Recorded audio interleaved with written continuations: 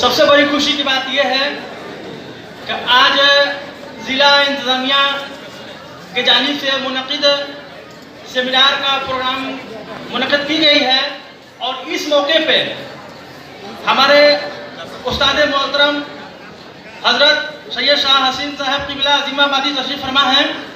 मैं उनका खैर मुक़द्दम करता हूँ और ज़िला इंतज़ामिया के जानिब से जो अक़लियती फ़लाह शोबा है, मैं उस शोबे को भी शुक्रगुज़ार हूँ, मुबारकबाद पेश करता हूँ कि आप लोगों के ज़िम्मेदारी से ये प्रोग्राम हसीन तरीका सीखा।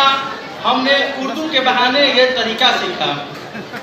वो बात करे तो हर लफ्ज़ से खुशबू आए, वो बात करे तो हर लफ्ज़ से खुशबू आए, ऐसी बोली वही बोले जिसे उर्दू आए।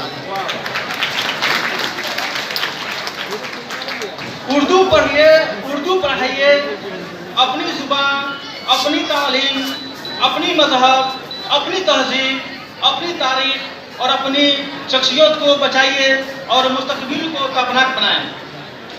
एक और शेर है,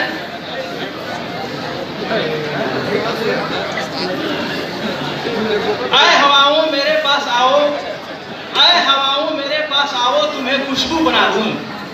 आओ मेरे पास आओ, तू ज़ुबान कोई भी बोले, मैं तुझे उर्दू बना दूं।